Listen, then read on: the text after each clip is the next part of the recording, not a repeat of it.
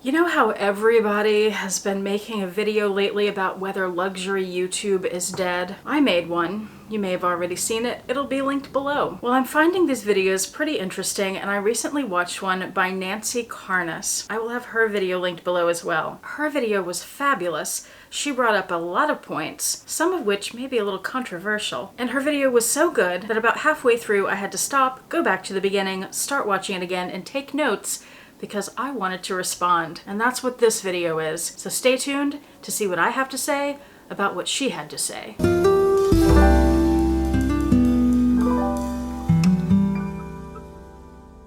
Hi YouTube, Autumn Beckman here. Welcome to my channel, or welcome back to my channel. My channel is all about luxury living on a budget, from high-end luxury handbags and small goods to the everyday luxuries of life. If that sounds interesting to you, please make sure you subscribe, click the bell notification icon to be notified when I post new videos, and be sure to like the videos that you enjoy. And one of the perks of subscribing to my channel is you get to see my community post on your YouTube homepage, where I post deals, discount codes, sales, and rare finds related to these beautiful things we love. If you hadn't heard of Nancy Karnas, well, I hadn't either. Winnie BLV, told me, you have to go watch this video. I think Nancy tagged us both in it, and there's this place in what they call the Creator Studio on YouTube. It's the side of YouTube that the creators see. And when you go to look at your comments, there's a section called Mentions, and it's, I think, fairly new. It hasn't been around the whole time I've been on YouTube anyway. I tend to ignore a lot of the new things and just stick to what I already know, so I pretty much never look at that tab. What it is when someone @s you or tags you, they do the little @ symbol in your name, and this is where you're alerted that people have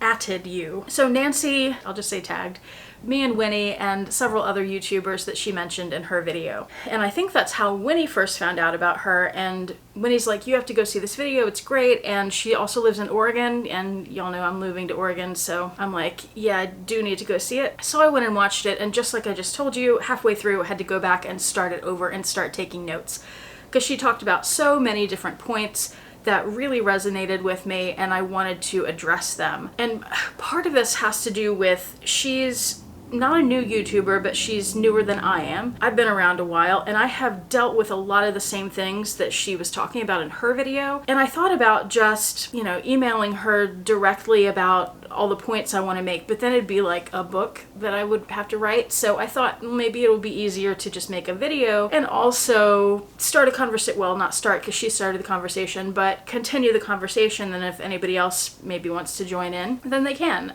Or at the very least, maybe people will be interested in some of these topics and want to discuss in the comment sections on each of the videos. So okay, let's get started. And these are really in no particular order other than kind of chronological based on how she talked about them. One of the first things she said is that she doesn't make a living doing YouTube, but YouTube is something she does to get away from the hassles of regular life. I think that's how most of us start our channels. That's certainly what I did. I never, ever thought that I would be doing this as something that was, a career-oriented thing, or a job, or a business of any sort, because I never thought people would watch my videos. But the more I made them, and the more people watched and subscribed and interacted and seemed to enjoy them, and the more I made videos and enjoyed them. And then once I started seeing a little money come in, and then after a few years, more significant money coming in, money that made a difference each month. It was a nice little supplement to what I was making from my real job. Then I did make a very conscious decision to focus on YouTube as a business, as a second job.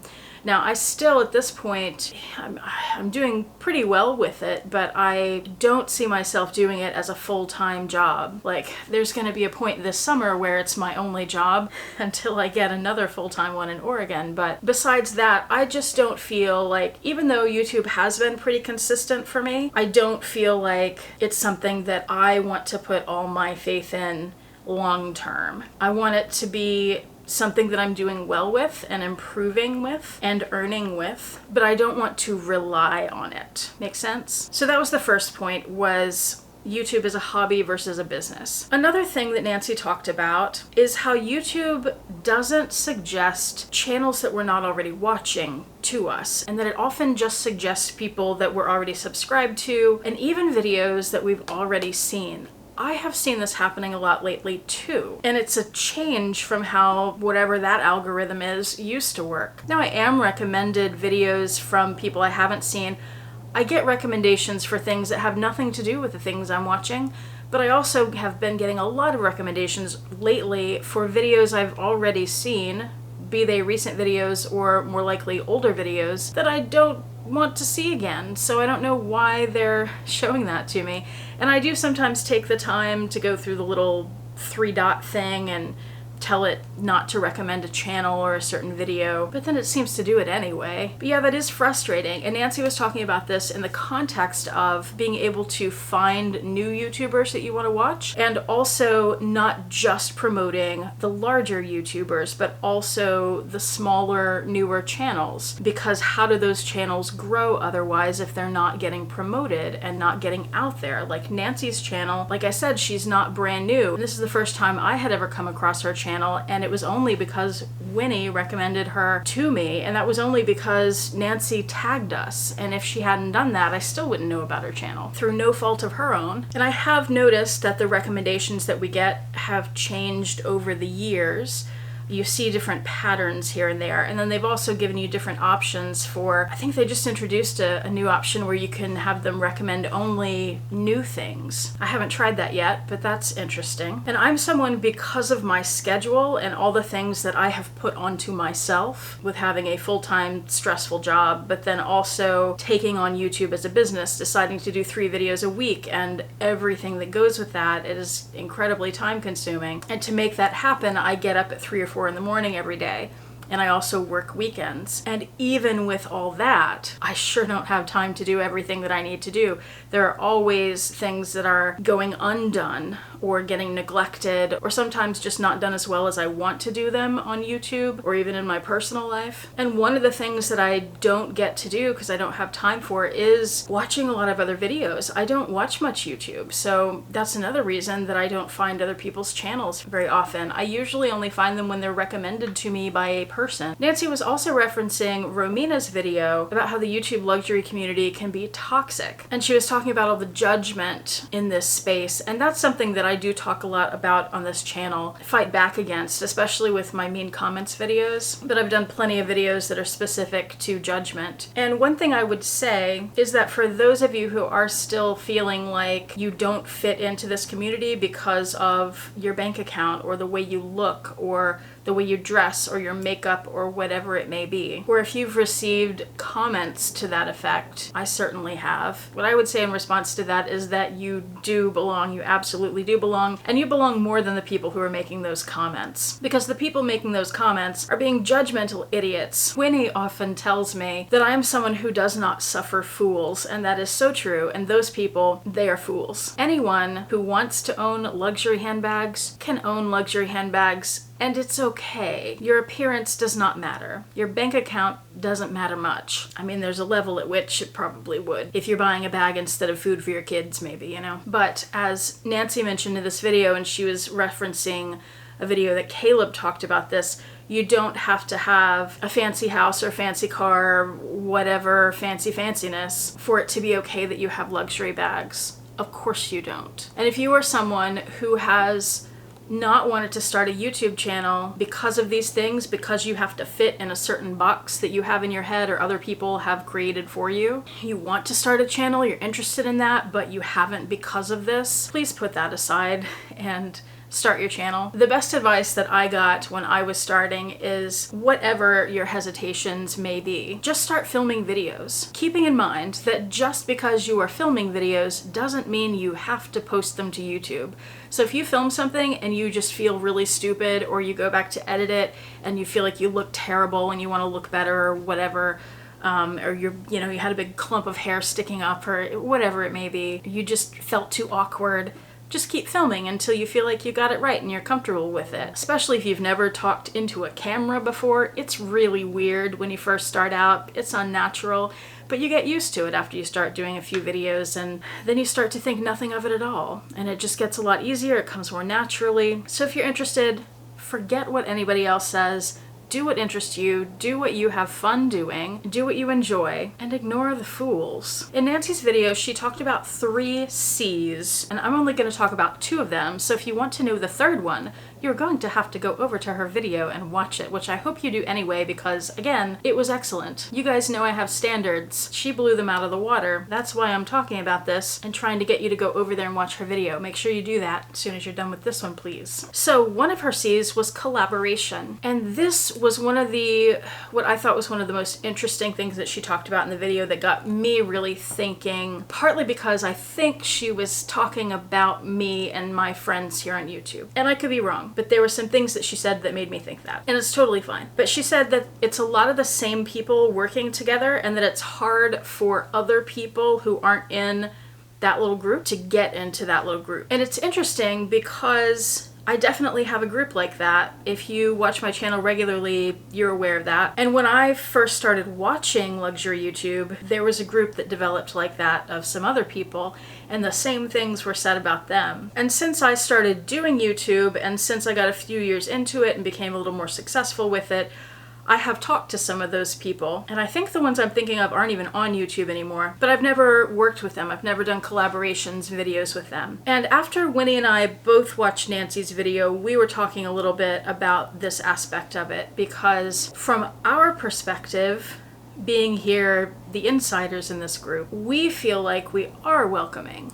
But having heard Nancy say this, I can definitely see how it wouldn't come across that way. I can see how we would be seen as a clique and that it could be difficult to get into that group. The thing is, our group, as we see it, has evolved and changed and grown over the years, and we've invited many new people into it, and some stay and some don't, and we've invited a few new people in recently, in fact. When we recently did the Portland leather goods videos, the mystery box unboxings, and we did a big collaboration on that, we saw, since I started doing those videos, quite a few people have been doing Portland leather goods, which is wonderful, no complaints. I've found it a little bit difficult to keep up with all the videos because I want to be able to watch them, especially the people that are saying that they bought those items because of watching me and how much I enjoyed them.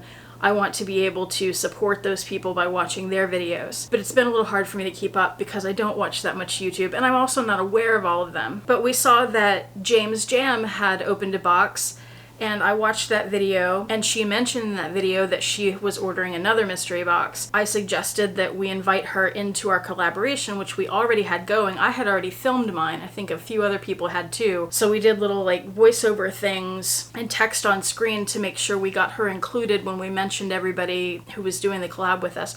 So that's one example. And then Winnie and I are also going to be doing another PLG mystery unboxing. We can't stop. It's addictive. With Ed Braun, who's another person that Winnie brought to my attention. So I'll link him below as well. By the way, Nancy in her video linked a bunch of people that she watches, so be sure you go check them out as well. But I'm sort of rambling a little bit here and almost defending myself a little bit, which I don't mean to do. I'm just trying to give examples or give my perspective from the other side of it. We definitely don't mean to come across as a tight clique that isn't open to other people. I know I don't watch a lot of other videos, but the other people in my group, Winnie, Yota, Dawn, and then there are several others that go in and out, they do watch other people's videos, and I learn about people through them, and we are open to collaboration. Of that group, Winnie is the one, these days anyway, it changes from time to time, but for a while now, Winnie is the one that I have been talking to the most on a daily basis, multiple times a day, and that is not only because we get along, but also because we both treat YouTube like a business, and we both enjoy talking YouTube strategy with each other. And Nancy in her video called it the YouTube game, which certainly, but I think of it as strategy, and so does Winnie, because it is. There are, of course, people who make a living doing this. There are also jobs. I just applied to a job up in Oregon that's called content strategist. You know, just like any other business, there's strategy. There are basic things you need to do to be successful, and then you have to figure out how to get ahead of those basic things and figure other things out to get you on top and ahead of other people. And Winnie and I love to brainstorm about that stuff. And one of those things, circling back here to the conversation at hand, is collaboration. I have a little bit mixed feelings about collaboration these days because on one hand, a big part of the YouTube algorithm, as I understand it, is that you want people to stay on your channel for as long as possible. That shows the algorithm that you are keeping people engaged and keeping people on YouTube. If they go to other channels, then your channel isn't interesting to them, so they're hopping around. And you'll get promoted less if they go hop around. So you can make a case for not collaborating because it makes people leave your videos and go to other videos. But the great thing about collaboration is that you are supporting your fellow YouTubers. So it's something I've always done. I've been doing it less lately for the very reasons I just talked about, because it's a business strategy, but I'm not opposed to doing it. I just do it more selectively maybe. And of all the people that have ever contacted me about collaborating, there are only a couple that I've ever said no to, and those have been for very specific reasons. And it wasn't just because I don't like your content or your quality's not good enough or your channel's not big enough, or not for reasons like that. It was other reasons. It depends on the situation. But they were better reasons than that, is all I'd say. And I'm not sure that I have ever collaborated, except maybe in the very beginning when I had a different set of friends on YouTube who also aren't on YouTube anymore. Other than that, I don't think I've ever collaborated with a channel that was bigger than mine. So when I collaborate, it's a very conscious decision not only to work with somebody whose content I enjoy and I enjoy the person, it's a conscious decision to support them. And Winnie will back me up on this. When we do a collaboration together, she sees an uptick in her subscribers. And that's not only just because we enjoy each other, that's why I work with her, is to help her build her channel. And I'm sure I get subscribers from her as well. And Nancy mentioned in her video that she doesn't really reach out to people about collaborating because she's not a clout chaser. I'm not either, and that's one of the reasons that I've never reached out to a bigger channel to ask about collaboration, because I feel like that's what they would think if I reach out to them. Like, I'm only asking so I can use your audience to grow my channel. And it's funny that I feel that way because I welcome somebody asking me to collaborate. If I have somebody ask me about that, that's not what I think they're doing. That's not my first thought. I don't think they're trying to use me. I just think maybe they enjoy my content and they want to work together. So I see it as a positive thing. And for me, again, going back to something I already said, is that one of the reasons I don't collaborate more with smaller channels is because I'm not watching YouTube and finding the smaller channels to even be able to reach out to them. But I do sometimes, but generally I just don't have time. One of the other C's that Nancy talked about is content. And she says that the content she posts, and she said she does it about once a week, is about topics that are interesting to her from her perspective. And that before she was a creator and she was just a YouTube viewer, that she would use YouTube as an education tool. And that's pretty much what I do too. I mean, I do watch some handbag videos. I try to support my friends on YouTube, but I can't watch everybody's videos all the time. And when I do want to sit down and just be entertained by YouTube, I usually don't want to be entertained by luxury handbag videos because that's what I do. That's what I'm trying to get away from and escape from and just do something different. And Nancy was talking about the hauls and all the unboxings and how that's a big part of YouTube and some of those popular videos, and they absolutely are. One thing I have tried to do in terms of strategy for my channel is to fill gaps that I saw were missing when I started YouTube. So I feel like when I started, no one was talking about luxury on a budget. As far as I know, I was the first person to do that. If I'm wrong about that, please let me know. And now there are tons of people who talk about it. I also felt like as a viewer, I wasn't getting enough detailed information about the bags. I wasn't seeing super up close, just all the details and the spins and all that stuff. So I made videos that provided what I was lacking, things I was looking for. And I would say if you're starting a channel or if you're trying to build your channel, to watch other people's videos and see what you feel like is lacking and try to fill those gaps. But if you are really trying to grow your channel, you also have to think about what people watch, and that is the unboxing videos. So I strategically, I don't ever buy things that I don't want unless I'm buying it specifically to make a specific video about something for educational reasons. Like there are a few Portland leather goods pieces that I've bought to show a particular color next to another color, or a particular texture of the leather. Y'all haven't seen those videos yet. Or to compare a collection of different things. But generally, I buy things that I would have purchased anyway. And I work that into my channel, and that helps me stay afloat. But then I also try to bring in other content that I think is interesting and unique. And I know that sometimes I'm going to put up a video that is gonna bomb in terms of the YouTube algorithm, but that I'm really interested in the topic, or I think it's good information to share, or it's good to have out there so that if somebody's looking for that particular resource, it's available from someone. So it's a good mix, and that's one of the reasons that I do 3 videos a week, is because when I have one doesn't do well, I've got another one coming up right after it that can pick up the slack. And I'm strategic about which videos I schedule for which days too, based on between the posting time of the first video and the posting time of the second, how much time evolves. So I generally put a video that I don't think will do well in a space where there's a shorter amount of time between the 2 videos. And when I do think will do well, like the unboxings, I do those on Saturdays because those have the longest time between the next video and the biggest audience because it's the weekend. See, I'm thinking. And that brings up something. I have thought about doing videos, not that I'm some huge, super successful channel, but I feel like I've done pretty well in this space. So I've thought about doing videos based on my perspective as a creator, directed at